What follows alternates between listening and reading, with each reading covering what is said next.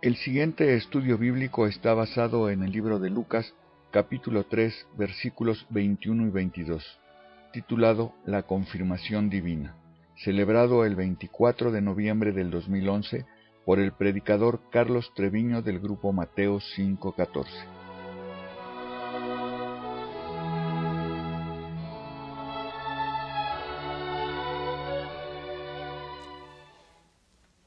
Estamos en el capítulo 3 del Evangelio de Lucas, más o menos terminando el capítulo, y en esta ocasión vamos a ver los versículos 21 y 22 del Evangelio de Lucas, en donde podemos darle un título a este estudio de la confirmación divina.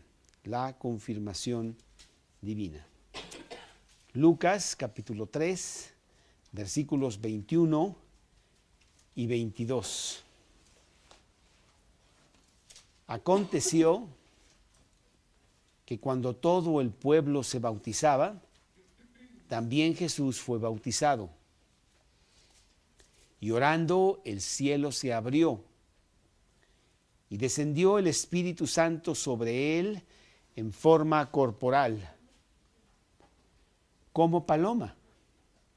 Y vino una voz del cielo que decía: Tú eres mi Hijo amado, en ti tengo complacencia.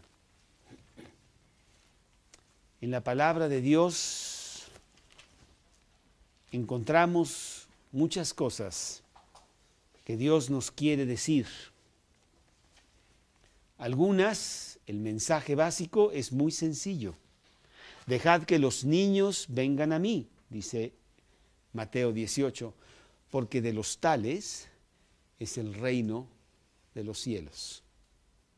Y no estaba necesariamente hablando de niños físicos, sino estaba hablando de que todos nosotros debemos de hacernos como niños y con esa inocencia, con esa sencillez, venir a Cristo totalmente en fe para apropiarnos de la gran salvación gratis que Él tiene para cada uno de nosotros.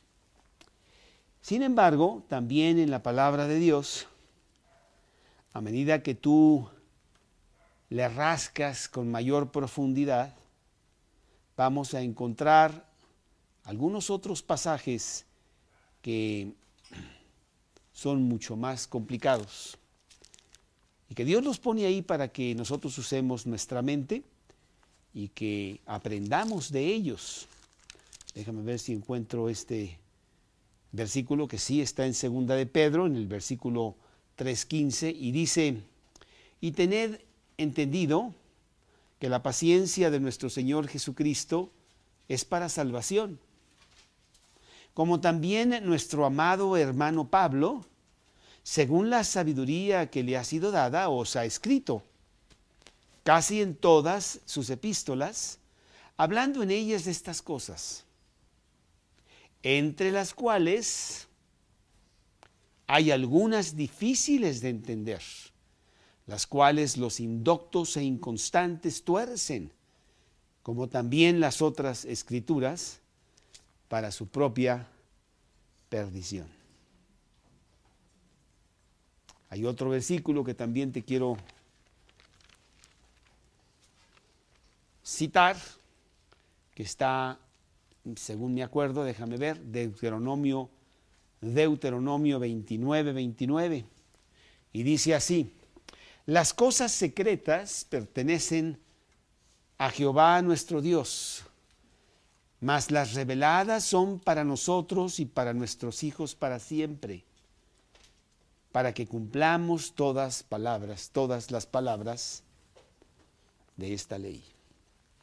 Sí hay cosas difíciles en la Escritura, en donde nos es desafiante el tratar de entender todas las cosas de Dios, teniendo una mente bastante limitada, bastante temporal. Decía yo que una vida no es suficiente para estudiar la palabra de Dios y se nos va la vida y no acabamos. Y además una mente desconchinflada, yo uso esa palabra específicamente. Está muy averiada por el pecado. Por lo tanto, no podemos comprender en toda su inmensidad las cosas difíciles de Dios. Y este pasaje podríamos decir que es uno de ellos, porque es un pasaje muy importante en cuanto a la Trinidad, la doctrina de la Trinidad.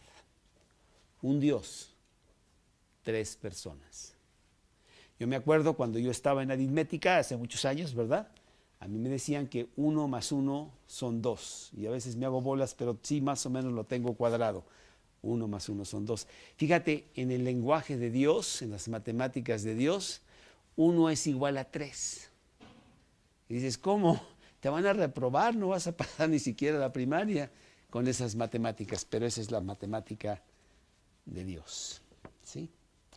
Y de esto vamos a hablar en esta noche. Es más, para tu deleite, puedes tú ver aquí, en la primera vez que Dios habla acerca del hombre, en Génesis, capítulo 1, versículo 26, dice, hagamos al hombre a nuestra imagen, conforme a nuestra semejanza.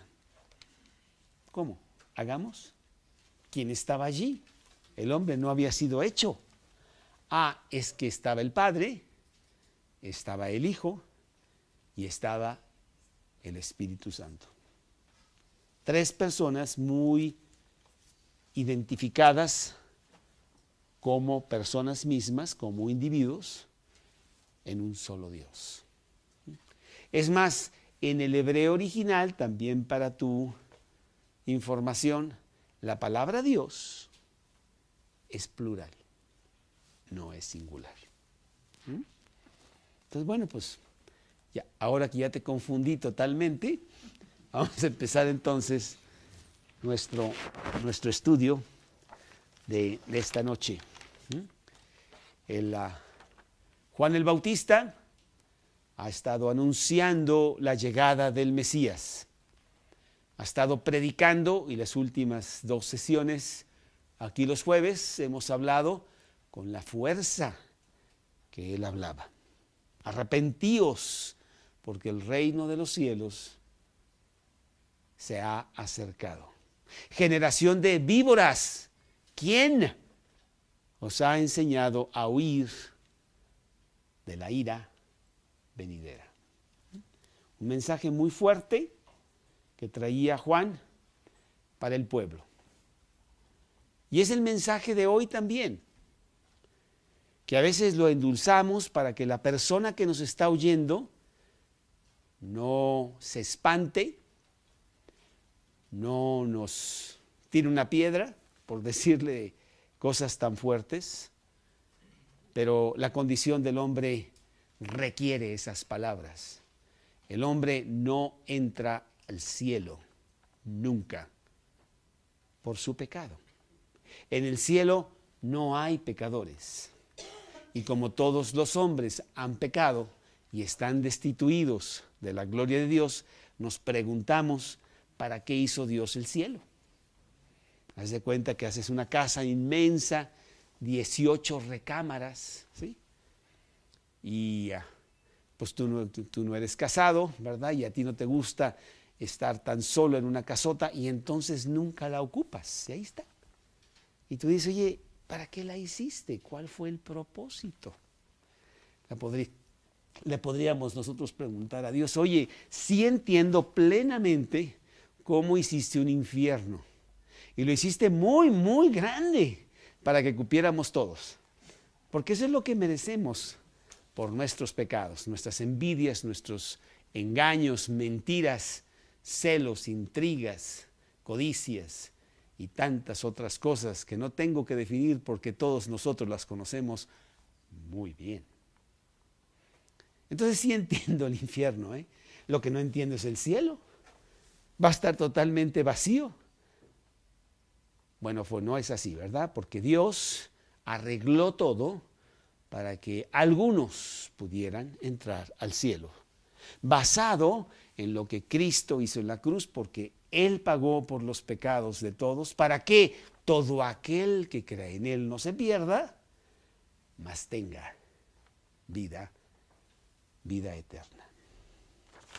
Y eso es lo que estaba predicando Juan el Bautista. Decíamos que los tiempos eran tiempos muy feos allá en Israel. El pueblo escogido de Dios estaba en total tinieblas, conquistado por Roma, totalmente aplastado por la fuerza de Roma y manipulado por los religiosos de ese tiempo, los fariseos y los escribas, que estaban lejos, muy lejos de predicar realmente la realidad de Dios. La palabra de Dios, que era el libro que Moisés había escrito, los 5 primeros libros de la Biblia, ni se usaban para nada. Estaban arrumbados por allá y nadie les daba ninguna importancia. Había muchas leyes, muchos rituales que seguir, absurdos, que se tenían que seguir porque la religión así lo exigía, pero estaban muy lejos de Dios. Y llega Juan el Bautista y predica con mucha fuerza. Dice que la gente se agolpaba para ir allá a estar con él en el Jordán, porque ni siquiera estaba cerca de una ciudad. Estaba, dice aquí el versículo 7 de Lucas 3, y decía a las multitudes que salían para ser bautizadas: generación de víboras, ¿quién os enseñó a huir de la ira venidera? Pues en realidad toda la Biblia tiene un solo tema, que es el Señor Jesús. El Antiguo Testamento proyecta hacia las profecías de que el Mesías llegaría, y el Nuevo Testamento predica la realidad de un Mesías que ha llegado y ha resuelto el problema del hombre. Los evangelios principalmente, aunque toda la Biblia, están plagados con el testimonio de Jesús. Por ejemplo, Lucas 24, 44, dice así: y les dijo, estas son las palabras que os hablé estando aún con vosotros, que era necesario que se cumpliese todo lo que está escrito de mí en la ley de Moisés, en los profetas, en los salmos. Juan 5:39, Juan 5:39, escudriñad las escrituras porque a vosotros os parece que en ellas tenéis la vida eterna, y ellas son las que dan testimonio de mí.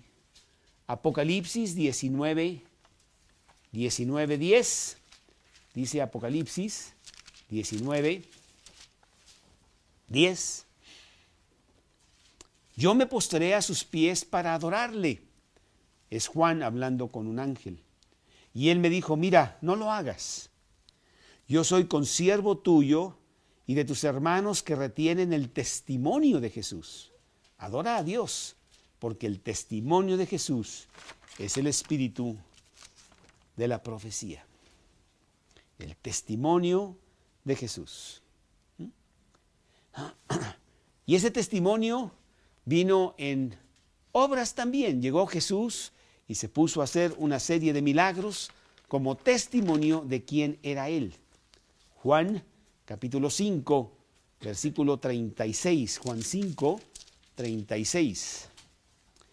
Mas yo tengo mayor testimonio que el de Juan. Juan el Bautista da testimonio de mí, yo tengo mayor testimonio, porque las obras que el Padre me dio que cumpliese, las mismas obras que yo hago, dan testimonio de mí, que el Padre me ha enviado. Jesús está sellando que Él es el Mesías con las cosas que Él predica, con las cosas que Él hace, sus milagros. Los apóstoles también dan testimonio poderoso de Él. Pedro, por ejemplo, Mateo 16:15, Mateo 16:15, dice, ellos dijeron, unos Juan el Bautista, otros Elías, otros Jeremías o alguno de los profetas. Y les dijo, ¿y vosotros quién decís que soy yo? Respondiendo Simón Pedro dijo, tú eres el Cristo, el Hijo del Dios viviente. Mateo 16:16. O Juan mismo, Juan capítulo 19, versículo 35. Juan 19:35. Y el que lo vio, da testimonio, y su testimonio es verdadero, y él sabe que dice verdad, para que vosotros también creáis. Dice Juan. Todos realmente estuvieron testificando poderosamente de Jesús. Hechos 4:33. Hechos 4:33. Y con gran poder los apóstoles daban testimonio de la resurrección del Señor Jesús, y abundante gracia era sobre todos ellos. Juan el Bautista mismo, pues eso es lo que él estaba haciendo con su predicación. Juan 1:7, Juan 1:7. Este vino por testimonio. ¿Quién? Juan el Bautista. Este vino por testimonio, para que diese testimonio de la luz, a fin de que todos creyesen en él. Versículo 15. Juan dio testimonio de él y clamó diciendo, este es de quien yo decía, el que viene después de mí es antes de mí, porque era primero que yo. Juan 1:29. El siguiente día vio Juan a Jesús que venía a él y dijo, he aquí el Cordero de Dios que quita el pecado del mundo. Y luego el versículo 34, y yo le vi y he dado testimonio de que este es el Hijo de Dios. Sus discípulos, Juan 3:26. Juan 3:26.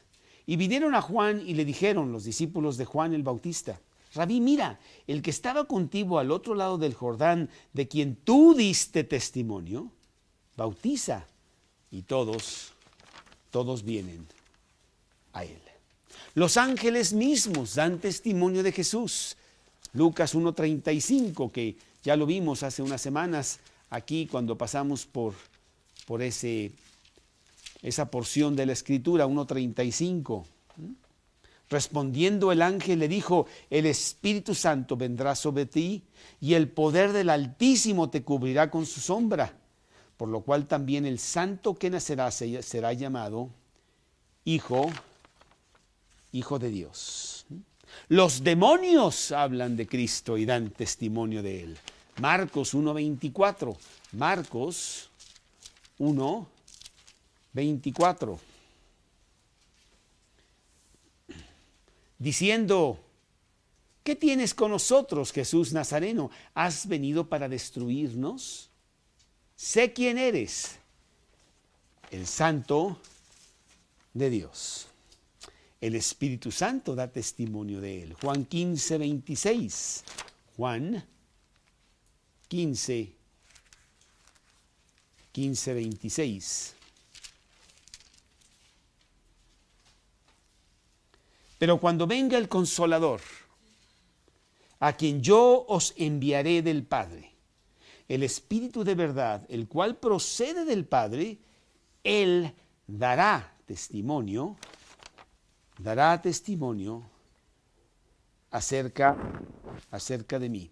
Juan 16:13 y 14. Juan 16:13 y 14. Pero cuando venga el Espíritu de verdad, el cual os guiará a toda la verdad, porque no hablará por su propia cuenta, sino que hablará todo lo que oyere, y os hará saber todas las cosas que habrán de venir. Él me glorificará porque tomará de lo mío y os lo hará saber. Hechos 5, 31 y 32. Hechos 5, 31 y 32. A este Dios ha exaltado con su diestra por príncipe y salvador para dar a Israel arrepentimiento y perdón de pecados. Y nosotros somos testigos suyos de estas cosas. Y también el Espíritu Santo, el cual ha dado Dios a los que le obedecen. Juan, primera de Juan 5, primera de Juan, capítulo 5, y mira, te estoy dando muchos versículos del testimonio de Jesús. Juan 5, 6. Este es Jesucristo que vino mediante agua y sangre, no mediante agua solamente, sino mediante agua y sangre.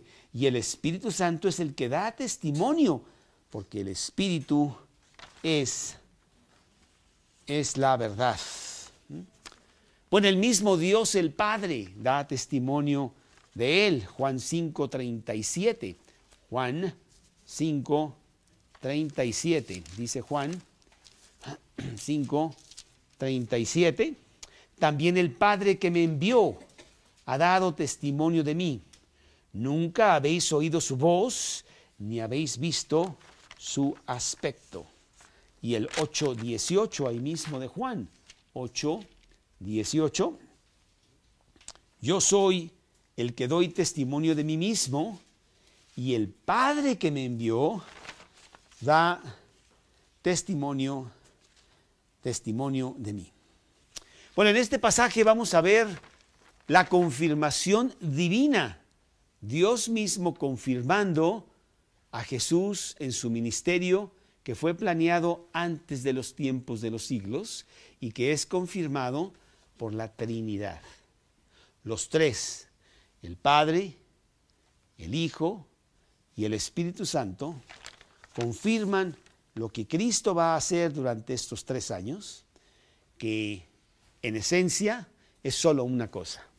A veces nos confundimos con todos los detalles de lo que Cristo hizo. Estamos a punto de lo que Cristo hizo. Estamos a punto de entrar en el periodo de Navidad y realmente estamos muy confundidos acerca de la Navidad. El mundo está lleno de confusión, como también lo estaba en los tiempos de Israel, y tu amiga que quién sabe qué, que el día de reposo era para el rey, no el rey someterse al día de reposo, por eso él mismo lo quebrantaba, decía, yo soy el dueño del día de reposo. Y así estamos llenos de rituales acerca de la Navidad. Cristo no nació con un arbolito ni con lucecitas, Santa Claus no llegó esa noche para darle una sonaja ni nada de eso.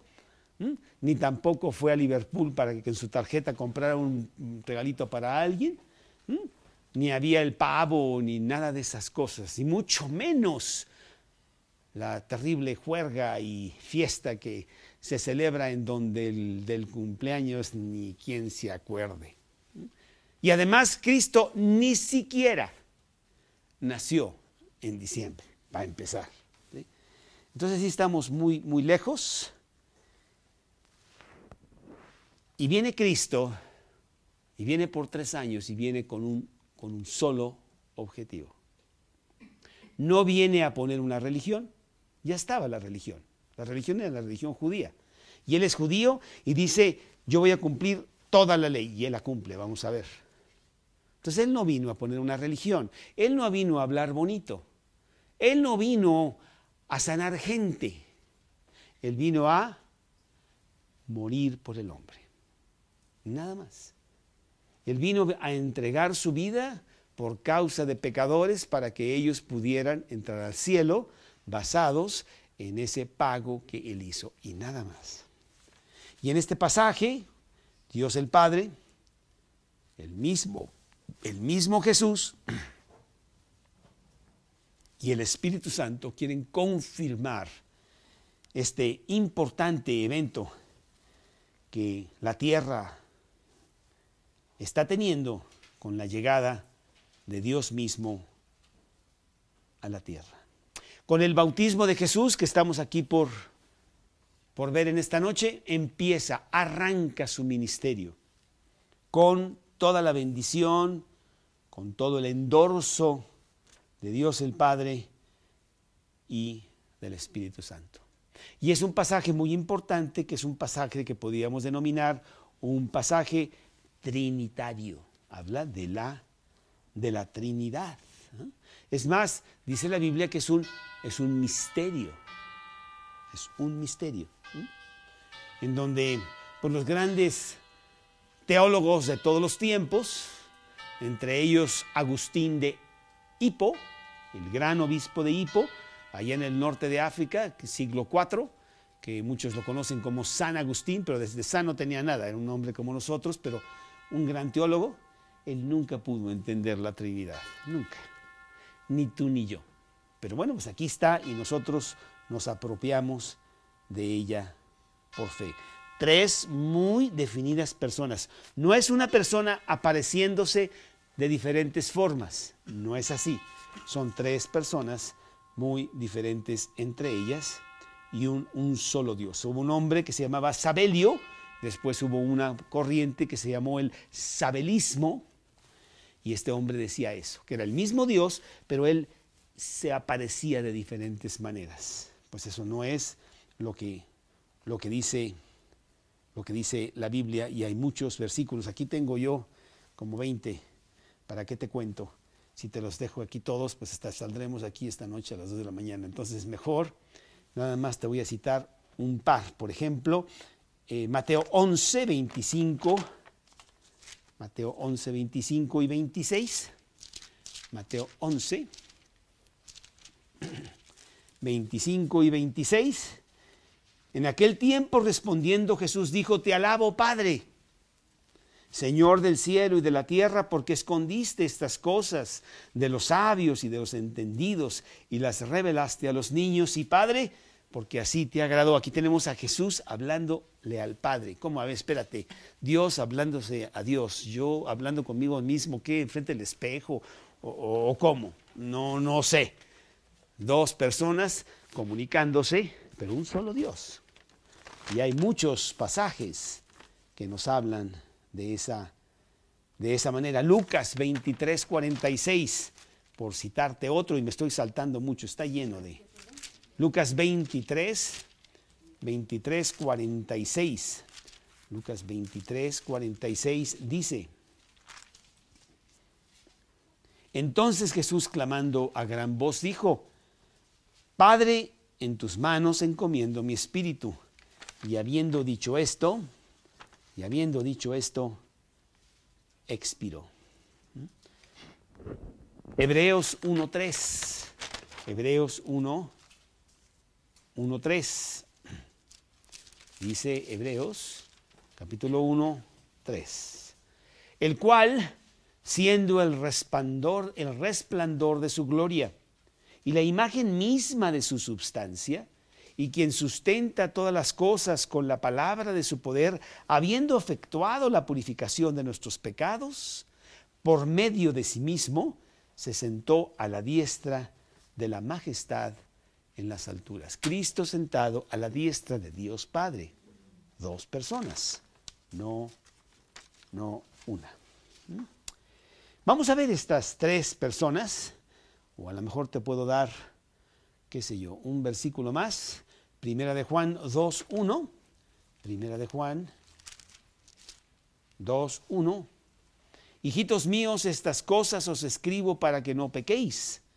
Y si alguno hubiese pecado, abogado tenemos para con el Padre, a Jesucristo el justo. Vemos las dos personas muy bien, muy definidas. Vamos a ver tres cosas en este pasaje. La primera es el bautismo del Hijo. Capítulo 3, versículo 21, aquí en Lucas. Capítulo 3, versículo 21.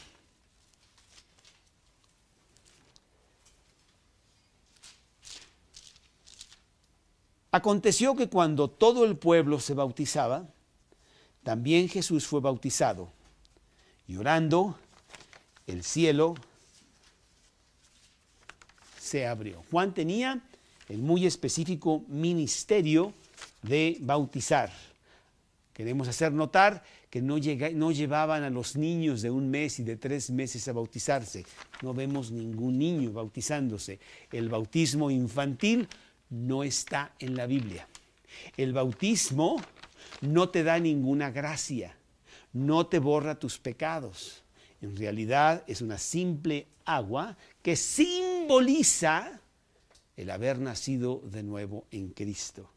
Y el bautismo se hace cuando eres adulto, después de haber recibido a Cristo. El verdadero bautismo sucede cuando tú recibes a Cristo en tu corazón. En ese momento tú mueres y vienes a una nueva vida. De modo que si alguno está en Cristo, nueva criatura es. Las cosas viejas pasaron, he aquí todas son hechas nuevas, dice 2 Corintios 5:17.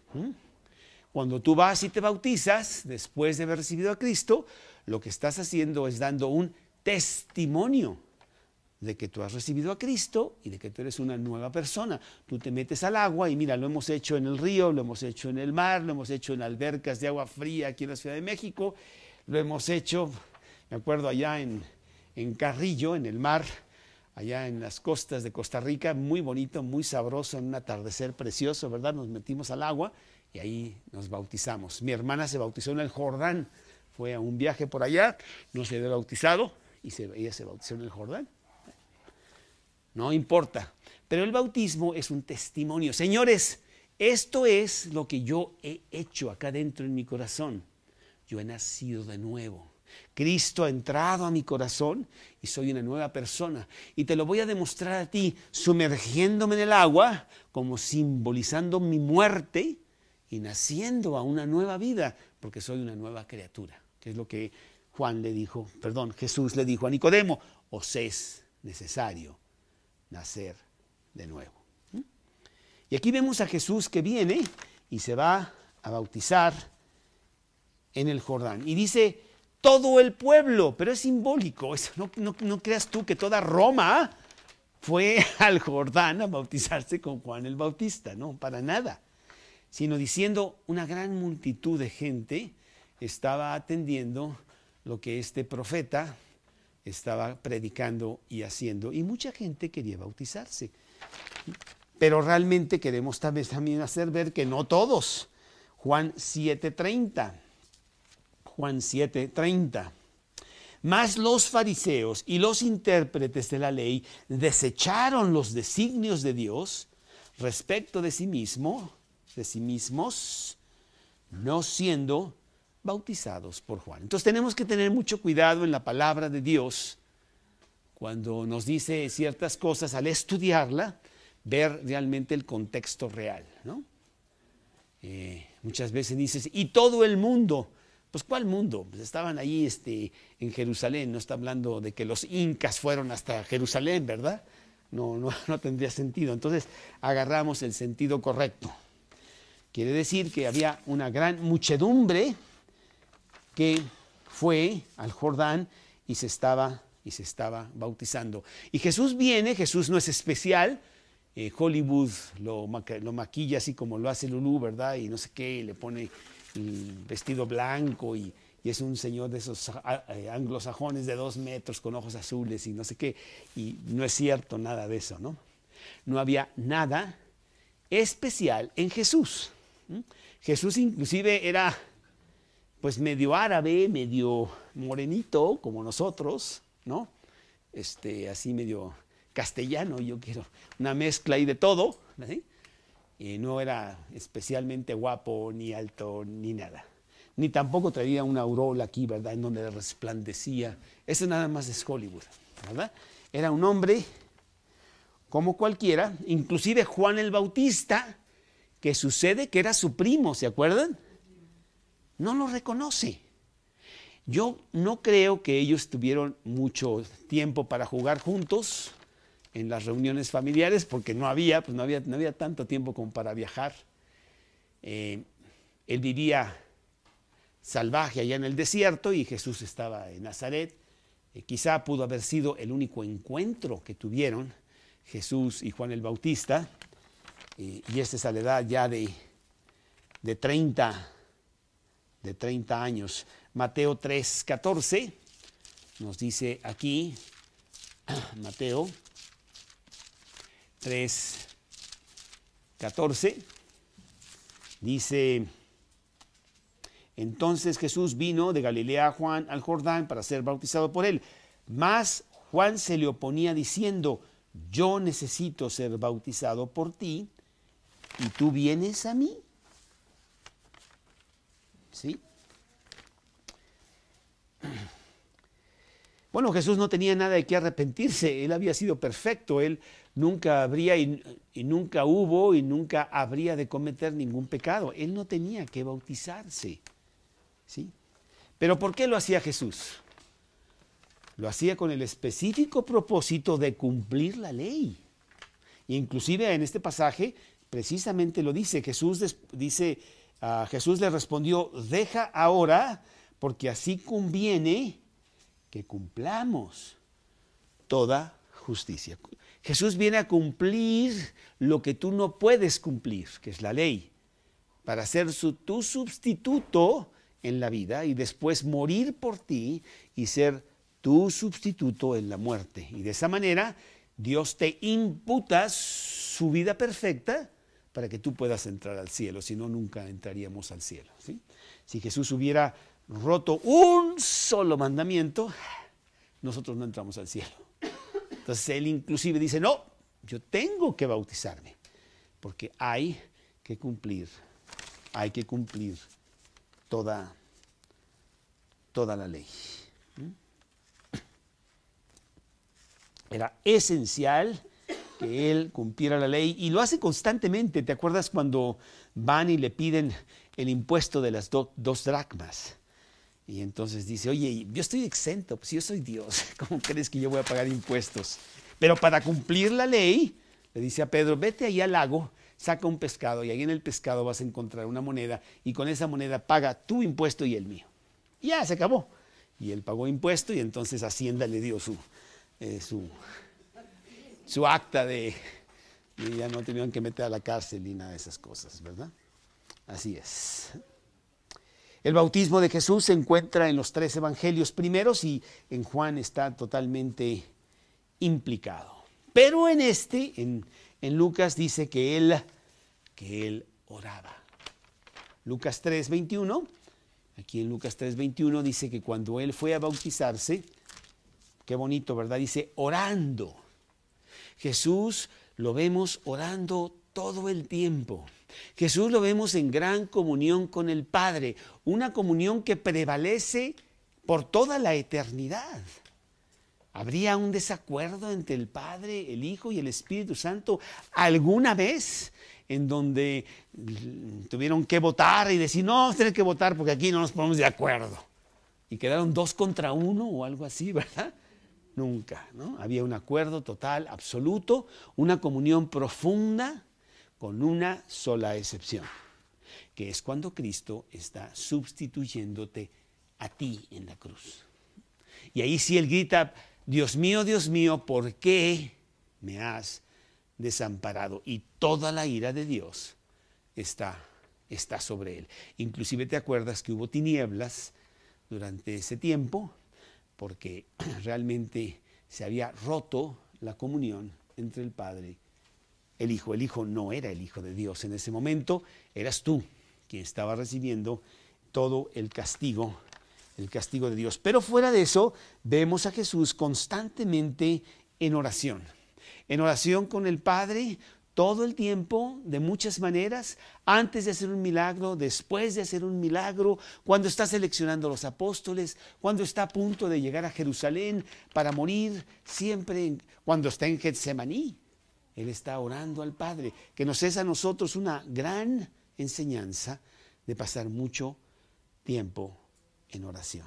Marcos, por ejemplo, Marcos 1, y aquí traigo muchos versículos, pero me los voy a tener que saltar, si no, no vamos a acabar. Marcos 1:35.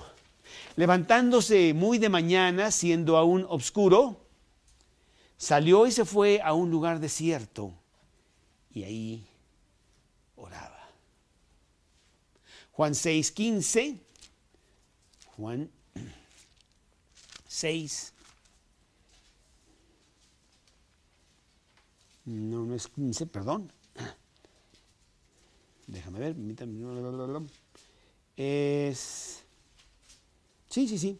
Pero entendiendo Jesús que habían de venir para apoderarse de él y hacerle rey, volvió a retirarse al monte él solo. Sí, porque él pasaba mucho tiempo orando. Lucas 6, 12. En aquellos días él fue al monte a orar y pasó la noche orando a Dios. Qué preciosa práctica nos enseña Jesús de la oración. Lucas 11:1. Aconteció que estaba Jesús orando en un lugar y cuando terminó, uno de sus discípulos le dijo: Señor, enséñanos a orar, como también Juan enseñó a sus discípulos. La oración. Constantemente. Dice que cuando tú oras, el cielo se abre. Dios está específicamente esperando tu oración. La comunicación se abre. No sé si te has fijado que de repente marcas y pip, y de repente ya, ¡hola! ¡Ah! Ya lo agarré. Por fin, no había estado y ya voy a hablar con él, con este aparato que se llama el teléfono. Así hablamos nosotros con este aparato que se llama la oración. Y el cielo se abre para con nosotros. Y pasamos un tiempo maravilloso en donde Dios nos eleva y nos lleva y se nos olvida todo lo que pasó y dónde estamos. Todas las preocupaciones o problemas o diferentes obligaciones, todo se olvida y volamos como Peter Pan. Ya, se fue. Volarás en la oración con Jesús. Nos enseña cómo abrir realmente el cielo. Ezequiel 1:1, el libro del Antiguo Testamento, nomás para que veas cómo tan fácil que es que el cielo se abra. Aconteció en el año 30, en el mes cuarto, a los 5 días del mes, que estando yo en medio de los cautivos junto al río Quebar, los cielos se abrieron y vi visiones de Dios. Hechos 7:55. Hechos 7:55. Pero Esteban, lleno del Espíritu Santo, puestos los ojos en el cielo, vio la gloria de Dios y a Jesús que estaba a la diestra de Dios. Pues tú quieres entonces que el cielo se abra para contigo, pues lo que tienes que hacer es pasar tiempo en oración. Apocalipsis 19:11. Apocalipsis 19:11. Entonces vi el cielo abierto y he aquí un caballo blanco y el que lo montaba se llamaba Fiel y Verdadero y con justicia juzga y pelea. Pues es una gran observación que Lucas nos hace aquí y que Jesús nos enseña. Número 1, el bautismo de Jesús. Número 2, la unción del Espíritu Santo. Lo vemos en el siguiente versículo, aquí en Lucas 3:22. Y descendió el Espíritu Santo sobre él en forma corporal como paloma, dice el versículo. Dios tuvo comunión constante con el Espíritu Santo desde siempre. No quiere decir este versículo que en ese momento el Espíritu Santo viene y entonces Jesús está lleno del Espíritu, porque no es así. El ángel ya había anunciado que Jesús desde el vientre iba a estar lleno del Espíritu. Él siempre lo tuvo, todo ese poder. Por ejemplo, Romanos 8:9. Romanos capítulo 8, versículo Romanos 8:9. Perdón, ¿dónde estoy? Romanos 8:9. Ah, pues claro, es que me falta una hoja. ¿Qué pasó? Sí. Yo dije, oye, ¿qué? Me la robaron. No, por aquí ando. 8:9. Mas vosotros no vivís. ¿Qué pasó? Según la carne, sino según el Espíritu. Si es que el Espíritu de Dios mora en vosotros, y si alguno no tiene el Espíritu de Cristo, no es de él. Hechos 16:7.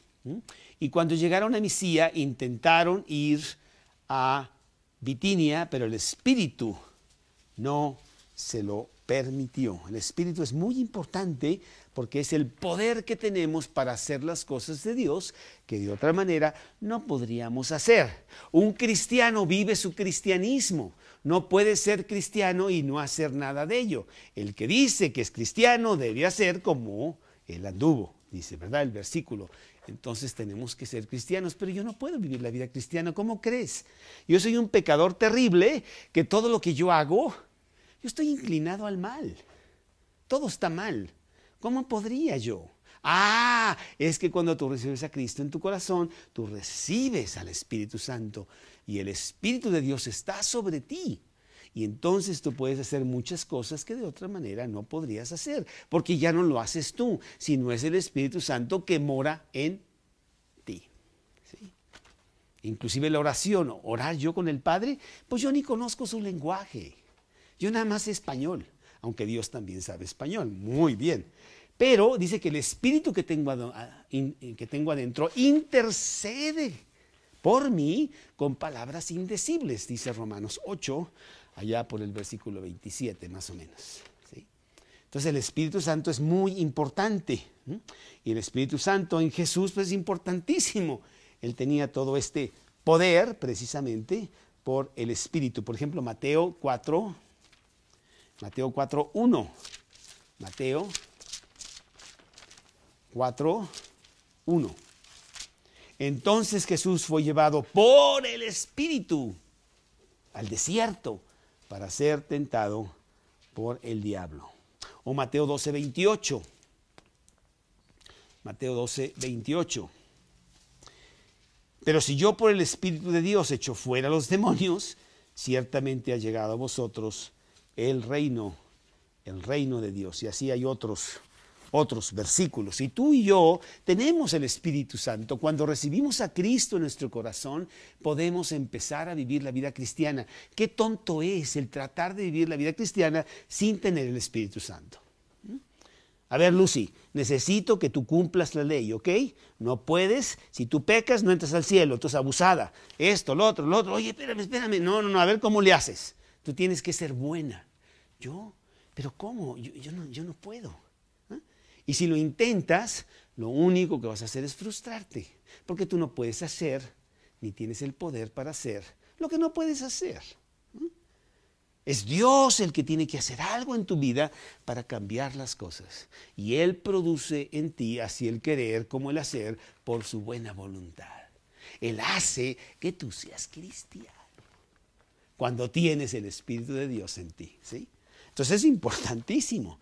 Si no tienes el Espíritu de Dios, pues no eres de Él. No me cuentes que te vas de rodillas hasta Querétaro. No me cuentes que vas todos los días y rezas esto o lo otro o haces quién sabe qué. No sirve. Necesitas tener el Espíritu de Dios. Es una cosa interna, es aquí adentro. Y entonces Él hace en ti maravillas. Maravillas. Anoche estábamos platicando con una pareja en donde me decían que el cuñado era un sinvergüenza, borracho, mujeriego y, ¿cómo se dice? Mujeriego y jugador, ¿verdad? Así como Juan, y Juan Parrandero, ¿no? Bueno, y que de repente, después de muchos años de una vida muy desordenada, este señor cambió. Y andaba cargando una Biblia. Y andaba diciéndole a todos que deberían aceptar a Cristo en su corazón. Y dejó de tomar, y dejó de beber, y dejó de 1000 cosas. Y todos con los ojos cuadrados. ¿Qué pasó? ¿Por qué? Hay un poder especial que él recibió para decir, yo dejo esa vida y ahora voy a seguir a Dios, que de otra manera no la podría seguir. Ese es el Espíritu Santo que recibe toda persona cuando acepta a Cristo en su corazón. Pero Jesús, Juan 3:34, fue mucho más allá. Porque el que Dios envió, las palabras de Dios habla, pues Dios no da el Espíritu por medida. Dios tenía el Espíritu desde siempre, ¿verdad? Él no lo tenía por medida. ¿Eso quiere decir que nosotros lo podemos tener por medida? Bueno, cuando el Espíritu Santo entra en tu corazón, entra para siempre, no se va nunca, pero sí lo puedes tener arrumbado en un rincón. Eso sí. Puedes estar con el Espíritu, pero no lleno del Espíritu. Como dice el versículo de Efesios 5:18, no os embriaguéis con vino, en lo cual hay disolución, antes bien, sed llenos del Espíritu. Embriágate de Dios, ahí sí, por favor, llénate de Dios, pero también puedes no estar lleno de Dios. Y eso es trágico, ¿sí? En el Antiguo Testamento tenemos a muchas personas que de repente el Espíritu Santo llegaba y les daba poder, pero era transitorio.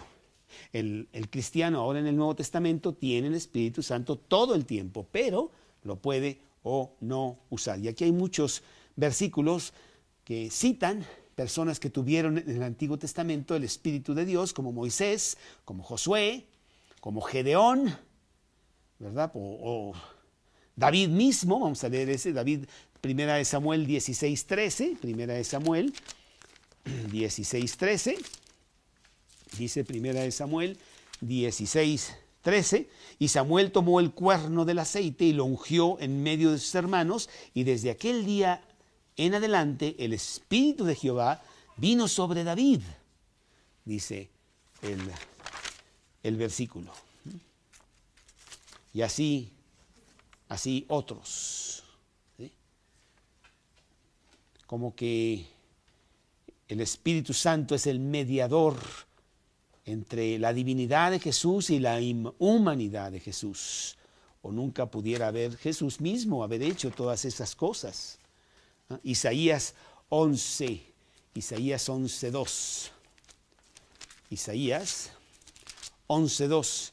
Y reposará sobre él el Espíritu de Jehová, Espíritu de sabiduría y de inteligencia, Espíritu de consejo y de poder, Espíritu de conocimiento y de temor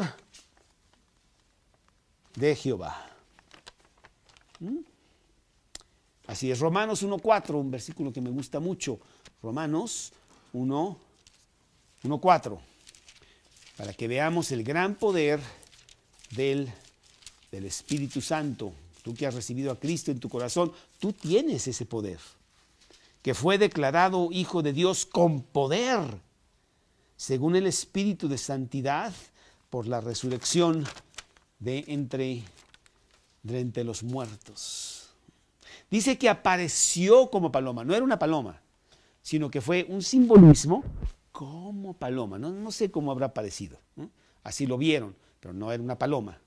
Y Él viene y Él confirma el ministerio de Jesús como el Espíritu Santo, una manifestación visible, una aprobación completa, activa de Dios Espíritu Santo. Y número tres, y ya otra vez me extendí, siempre me va muy mal con esto. Testimonio del Padre. Es el número 3, en el versículo 3:22, ahí en Lucas 3:22. Siempre digo que, yo me acuerdo la primera vez que prediqué, la primera vez, 1980, me acuerdo, estaba yo sudando y bueno, y entonces me dijeron que tenía 1 hora. Y yo dije, oye, 1 hora es muchísimo, ¿qué voy a decir en 1 hora? Y entonces me puse yo a escribir el mensaje que iba a dar. Y yo dije, pues ya con este mensaje, pues a lo mejor llego a 10 minutos. Pero bueno, ok, a ver qué hago. Y ya di el mensaje y después me dijeron que había sido de 2 horas. Entonces, bueno, me pasé del otro lado, ¿no? Y desde ese entonces soy muy hablador. Hebreos capítulo 3, 22. Y vino una voz del cielo que decía, tú eres mi Hijo amado, en ti tengo complacencia. Y este es el pasaje principal de estos versículos. Lucas 3:22, que es lo que estamos estudiando. Y vino una voz del cielo que decía: tú eres mi Hijo amado, en ti tengo complacencia. Una voz del cielo expresando la aprobación de Dios, vindicando su bautismo, que no era para arrepentimiento, era simplemente para cumplir la ley y para arrancar el ministerio de Jesús en la tierra.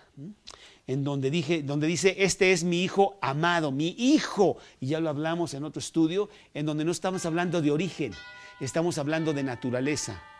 En donde el Hijo y el Padre, cuando hablamos de naturaleza, quiere decir que son iguales, iguales.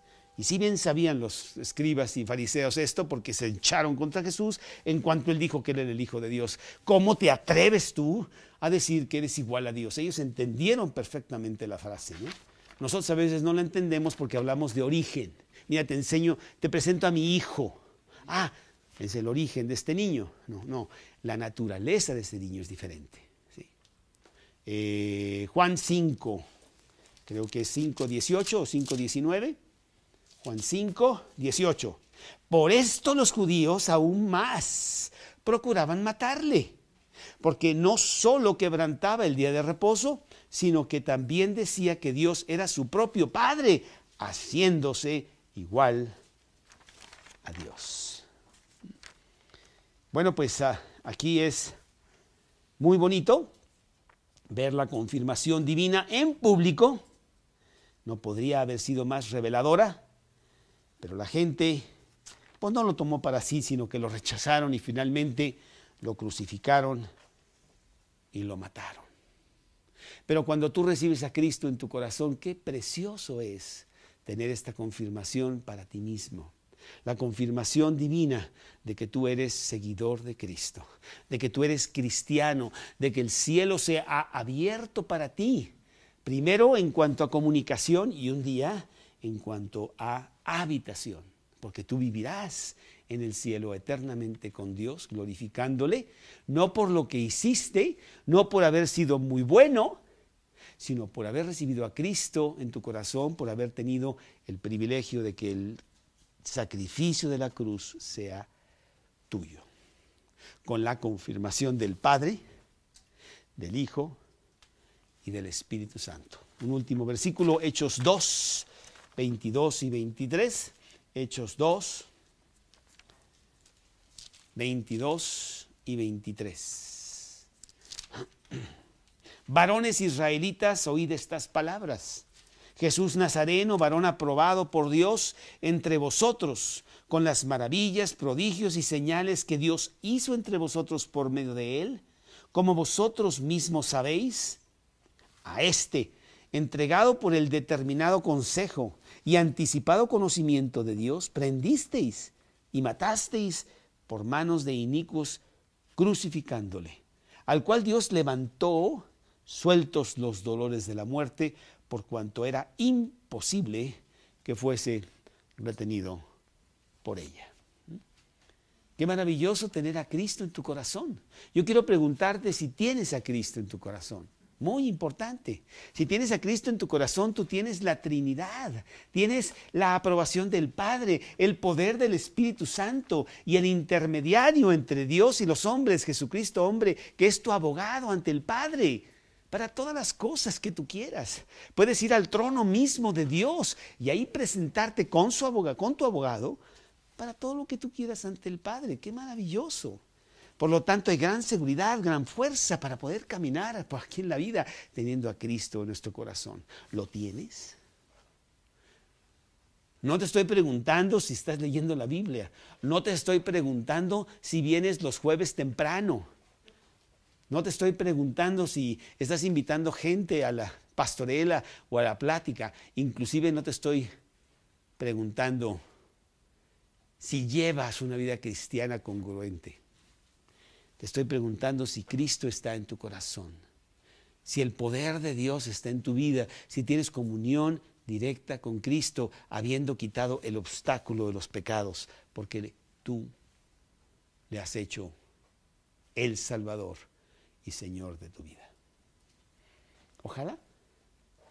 Ojalá, porque no hay otro medio para llegar al cielo. No hay otro medio para vivir bien aquí. Mira lo que está pasando allá afuera.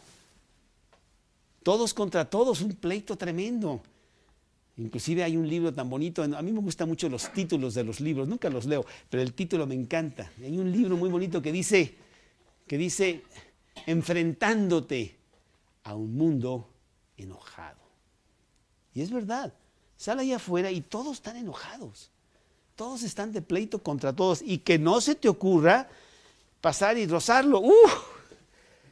Es la guerra civil. Oye, perdón, ¿qué? Perdón, ¿qué de qué? Bájate y no sé qué, y sé hombre, a ver, y saca la pistola.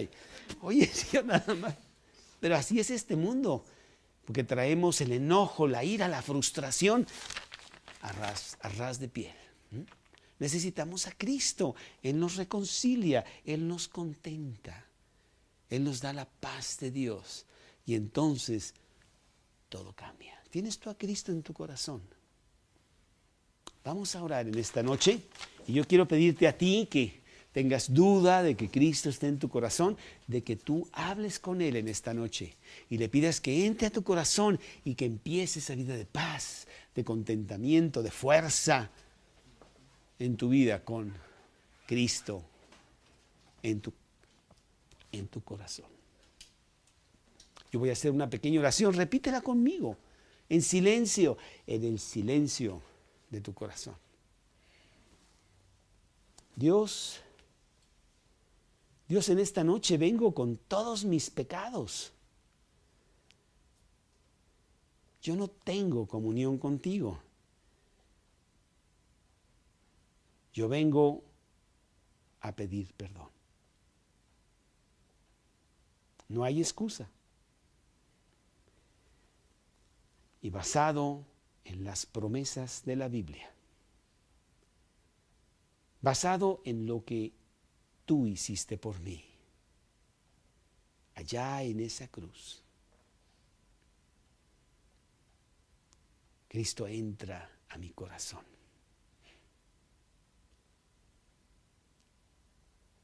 Siéntate en el trono de mi vida.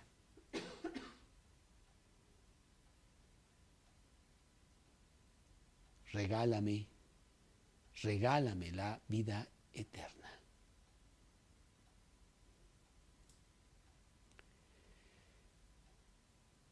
Que el poder del Espíritu Santo esté sobre mí. Que tenga la aprobación de Dios el Padre. Que Cristo sea mi Salvador, mi Señor.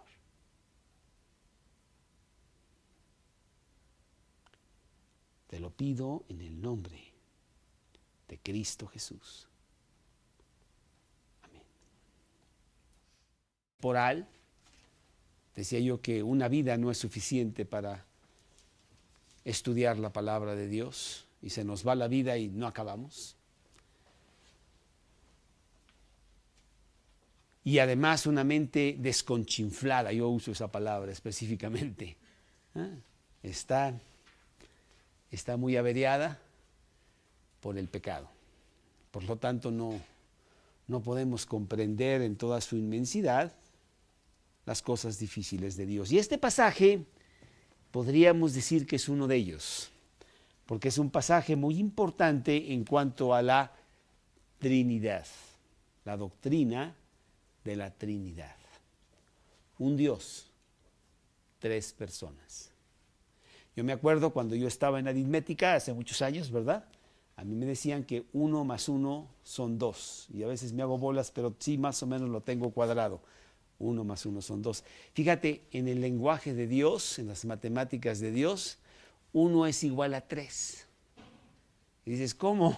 Te van a reprobar, no vas a pasar ni siquiera la primaria con esas matemáticas. Pero esa es la matemática entre las cuales hay algunas difíciles de entender, las cuales los indoctos e inconstantes tuercen, como también las otras escrituras, para su propia perdición. Hay otro versículo que también te quiero citar, que está, según me acuerdo, déjame ver, Deuteronomio 29:29, y dice así: las cosas secretas pertenecen a Jehová nuestro Dios, mas las reveladas son para nosotros y para nuestros hijos para siempre, para que cumplamos todas las palabras de esta ley. Sí hay cosas difíciles en la Escritura, en donde nos es desafiante el tratar de entender todas las cosas de Dios, teniendo una mente bastante limitada, y con esa inocencia, con esa sencillez, venir a Cristo totalmente en fe para apropiarnos de la gran salvación gratis que Él tiene para cada uno de nosotros. Sin embargo, también en la palabra de Dios, a medida que tú le rascas con mayor profundidad, vamos a encontrar algunos otros pasajes que son mucho más complicados y que Dios los pone ahí para que nosotros usemos nuestra mente y que aprendamos de ellos. Déjame ver si encuentro este versículo que sí está en 2 de Pedro, en el versículo 3:15, y dice: y tened entendido que la paciencia de nuestro Señor Jesucristo es para salvación, como también nuestro amado hermano Pablo, según la sabiduría que le ha sido dada, os ha escrito, casi en todas sus epístolas, hablando en ellas de estas cosas.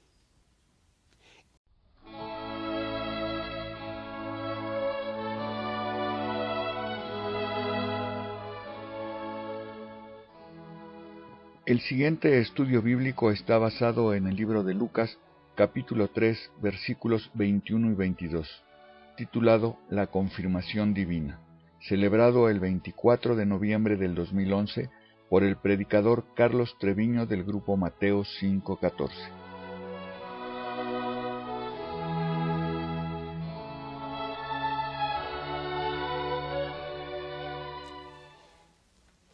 Estamos en el capítulo 3 del Evangelio de Lucas, más o menos terminando el capítulo, y en esta ocasión vamos a ver los versículos 21 y 22 del Evangelio de Lucas, en donde podemos darle un título a este estudio de la confirmación divina.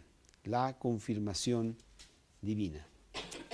Lucas capítulo 3, versículos 21 y 22. Aconteció que cuando todo el pueblo se bautizaba, también Jesús fue bautizado. Y orando, el cielo se abrió, y descendió el Espíritu Santo sobre él en forma corporal, como paloma. Y vino una voz del cielo que decía: tú eres mi Hijo amado, en ti tengo complacencia. En la palabra de Dios encontramos muchas cosas que Dios nos quiere decir. Algunas, el mensaje básico es muy sencillo. Dejad que los niños vengan a mí, dice Mateo 18, porque de los tales es el reino de los cielos. Y no estaba necesariamente hablando de niños físicos, sino estaba hablando de que todos nosotros debemos de hacernos como niños